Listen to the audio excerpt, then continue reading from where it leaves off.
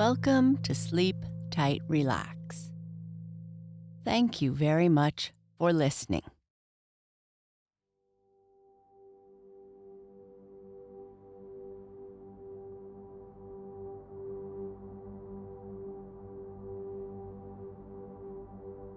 Our sleep story tonight is about a king who has 3 sons. The king goes on a journey and wants to bring something back for each of his sons. He finds the gifts for his 2 oldest easily, but cannot find the seeds that his youngest has asked for. As the king is traveling home, he sees a white wolf with seeds at her feet. She agrees to let the king have the seeds if he agrees to give her the first thing that meets him on his way to the castle. The king agrees, thinking he will surely meet a bird or some animal in the woods, but the first thing that greets him is his youngest son. Now he needs to give his youngest son to the wolf. Will he keep his end of the deal?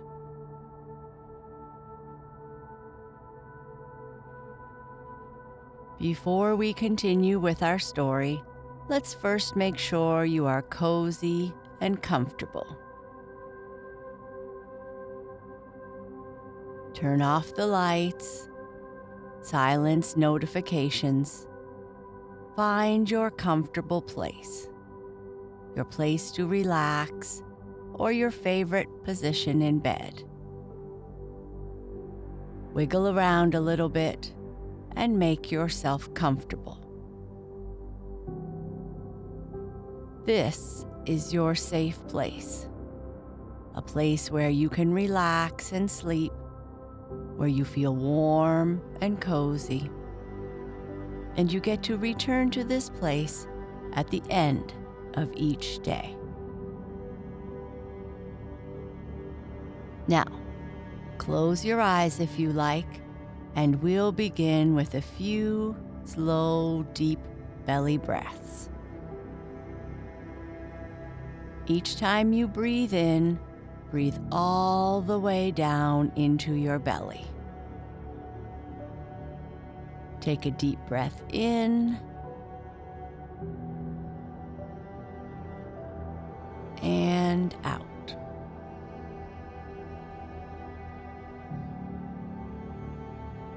Breathe in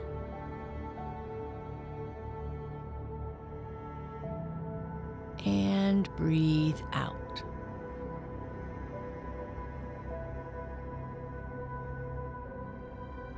Breathe in and breathe out.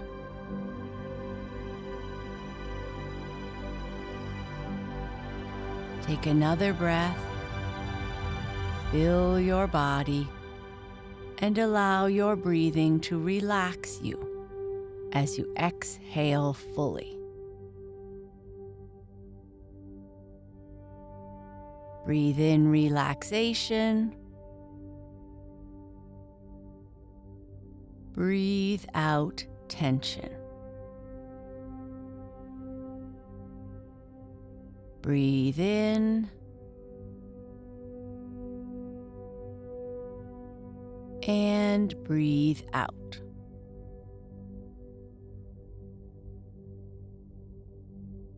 Keep breathing slowly like this for as long as you feel comfortable.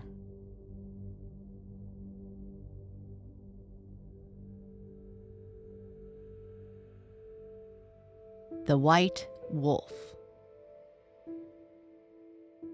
Once upon a time, there was a king who had 3 sons. They were all handsome, but the youngest was the most handsome of the 3. Now it happened that one day their father had to set out for a tour in a distant part of his kingdom. Before he left, his youngest son made him promise to bring him back seeds from a rare plant. When the king was ready to return to his palace, he thought himself that he would like to take home presents to each of his 3 sons. So he went into a jeweler's shop and bought a handsome watch for the oldest prince. Then he went to a rich merchant's and bought a suit embroidered in gold and silver thread for the second prince. But in none of the flower shops nor in the market could he find the seeds that his youngest son had his heart set on. So he had to set out on his homeward way without them. Now his journey led him through a thick forest. While he was still about 4 miles distant from his palace, he noticed a white wolf squatting on the roadside, and behold, at the foot of the wolf there was a pile of seeds. Then the king called to the coachman and ordered him to get down from his seat and fetch him the seeds from the wolf's foot. But the wolf heard the order and said, "My lord and king, I will let you have the seeds, but I must have something in return." "What do you want?" answered the king. "I will gladly give you rich treasure in exchange for it." "Oh, I do not want rich treasure," replied the wolf. "Only promise to give me the first thing that meets you on your way to the castle. In 3 days, I shall come and fetch it." The king thought to himself, "I am still a good long way from home. I am sure to meet a wild animal or a bird on the road. It will be quite safe to promise." So he agreed and carried the seeds away with him. But all along the road, he met no living creature, till he turned into the palace gates, where his youngest son was waiting to welcome him home. That evening, the king was very sad, remembering his promise. And when he told the queen what had happened, she too shed tears. And the youngest prince asked them why they both looked so sad, and why they cried. Then his father told him what a price he would have to pay for the seeds he had brought home to him. For in 3 days, a white wolf would come and carry him away, and they would never see him again. But the queen thought and thought, and at last she hit upon a plan. There was in the palace a servant boy, the same age and the same height as the prince. And the queen dressed him in a handsome suit belonging to her son, and was determined to give him to the white wolf, who would never know the difference. On the 3rd day, the wolf strode into the palace yard and up the great stairs, to the room where the king and queen were seated. "I have come to claim your promise," she said. "Give me your youngest son." Then they led the servant boy up to him, and she said to him, "You must get on my back, and I will take you to my castle." And with these words, she swung him onto her back and left the palace. When they reached the place where she had met the king and given him the seeds, she stopped and told him to dismount that they might rest a while. So they sat down by the roadside. "I wonder," said the wolf, "what your father would do if this forest belonged to him." And the boy answered, "My father is a poor man, so he would cut down the trees and saw them into planks, and he would sell the planks, and we should never be poor again, but would always have enough to eat." Then the wolf knew that she had not gotten the real prince, and she swung the servant boy onto her back and carried him to the castle.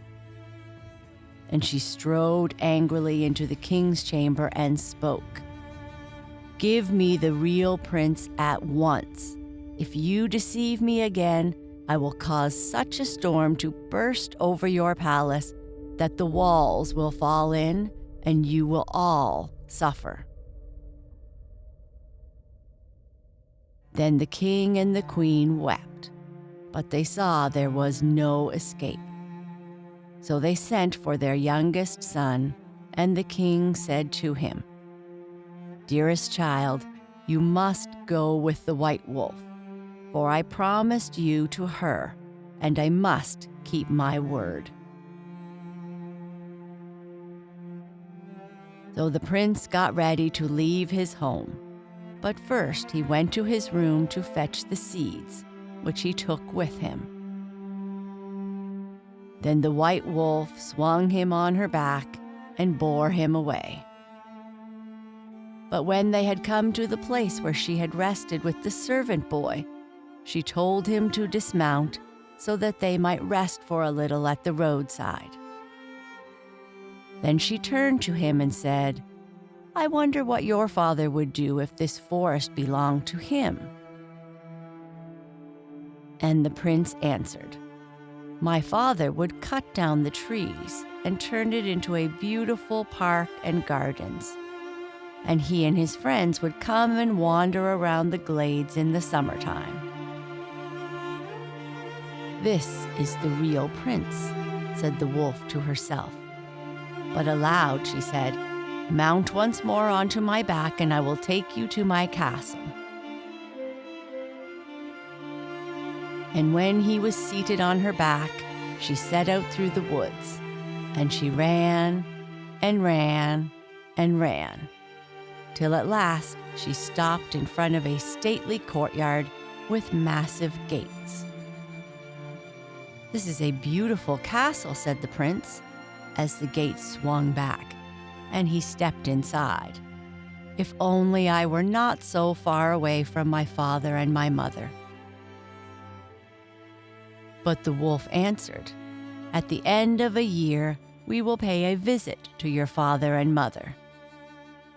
And at these words, the white furry skin slipped from her back, and the prince saw that she was not a wolf at all, but a beautiful princess, tall and graceful. And she gave him her hand and led him up the castle stairs.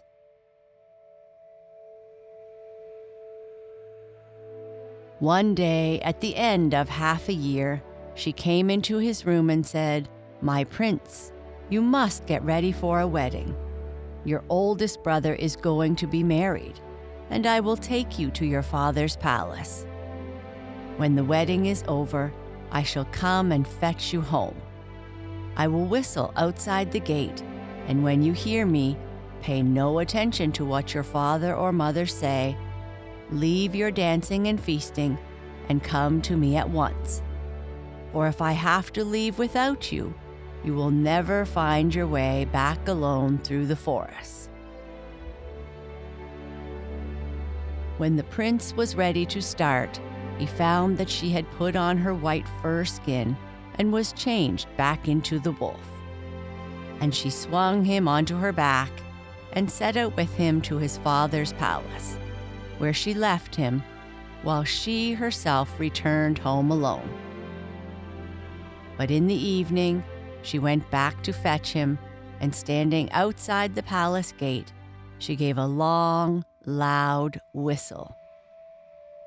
In the middle of his dancing, the prince heard the sound, and at once he went to her, and she swung him on her back and bore him away to her castle.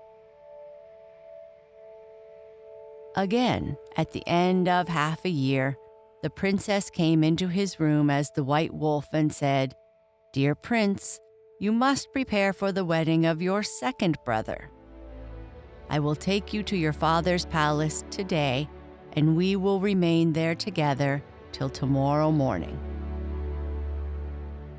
So they went together to the wedding. In the evening, when the two were together alone, she dropped her fur skin and became a princess again. Now they did not know that the prince's mother was hidden in the room listening to them talk. When she saw the white skin lying on the floor, she snuck out of their rooms and sent a servant to fetch the skin and to throw it into the kitchen fire. The moment the flames touched the skin, there was a loud clap of thunder heard, and the princess disappeared out of the palace gate in a whirlwind and returned to her palace alone. But the prince was so upset. He spent the night trying to figure out what to do, for he loved the princess. The next morning, he set out to find his way back to the castle. But he wandered through the woods and forests, and he could not find a path or a track to guide him. For 14 days he roamed in the forest, sleeping under the trees and living upon wild berries and roots. And at last he reached a little house. He opened the door and went in and found the wind seated in the room all by herself. And he spoke to the wind and said, "Wind, have you seen the white wolf?" And the wind answered, "All day and all night I have been blowing round the world, and I have only just come home, but I have not seen her." But she gave him a pair of shoes in which she told him he would be able to walk 100 miles with every step. Then he walked through the air till he reached a star, and he said, "Tell me, star, have you seen the white wolf?" And the star answered, "I have been shining all night, and I have not seen her." But the star gave him a pair of shoes and told him that if he put them on, he would be able to walk 200 miles at a stride. So he drew them on and he walked to the moon, and he said, "Dear moon, have you not seen the white wolf?"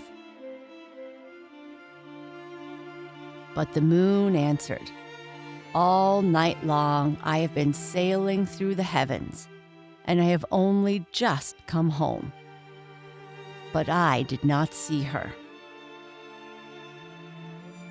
But she gave him a pair of shoes in which he would be able to cover 400 miles with every stride. So he went to the sun, and he said, "Dear sun, have you seen the white wolf?" And the sun answered, "Yes, I have seen her, and she has chosen another groom. For she thought you had left her and would never return, and she is preparing for the wedding. But I will help you.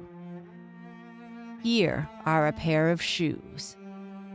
If you put these on, you will be able to walk on glass or ice and to climb the steepest places.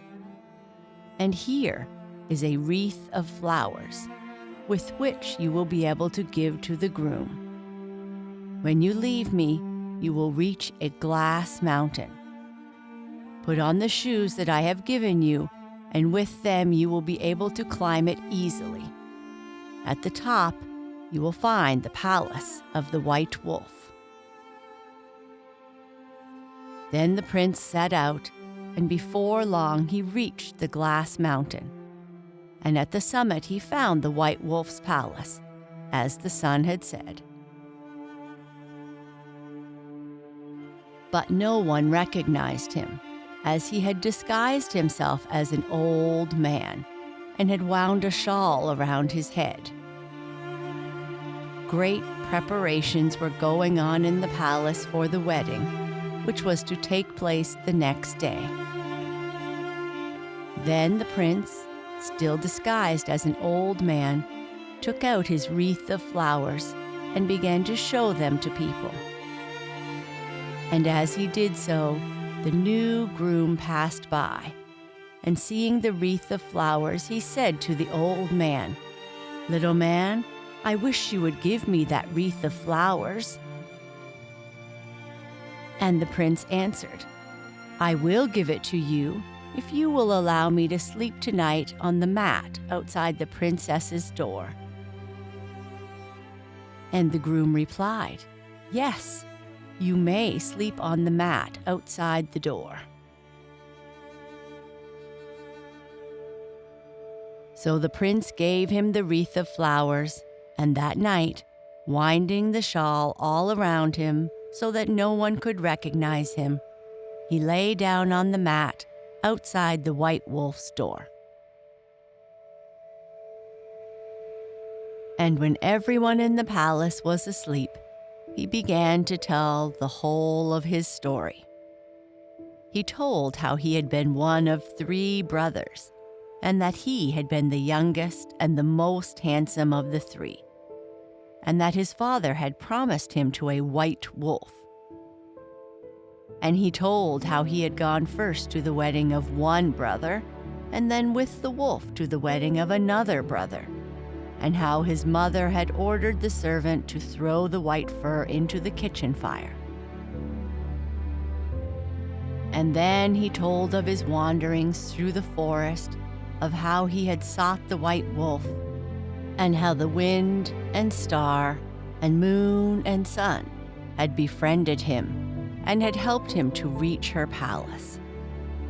And when the white wolf heard all the story, she knew that it was her true love who had sought her and had found her after such great dangers and difficulties. But she said nothing, for she waited till the next day, when many guests, kings, queens, and princesses from far countries, were coming to her wedding. Then, when all the guests were assembled in the banqueting hall, she spoke to them and said, "Listen to me, ye kings, queens, and princesses, for I have something to tell you. I had lost the key to my treasure box, so I ordered a new one to be made. But I have since found the old one. Now, which of these keys is the better?" Then all the queens and royal guests answered, "Certainly the old key is better than the new one." "Then," said the wolf, "if that is so, my first love is better than my new one." And she sent for the new groom, and she gave him the choice to marry one of the princesses who was present. And then she turned to her guests and said, "And here is my first love." And the handsome prince was led into the room and seated beside her on his throne. I thought he had forgotten me and that he would never return. But he has sought me everywhere, and now we are together once more, and we shall never part again.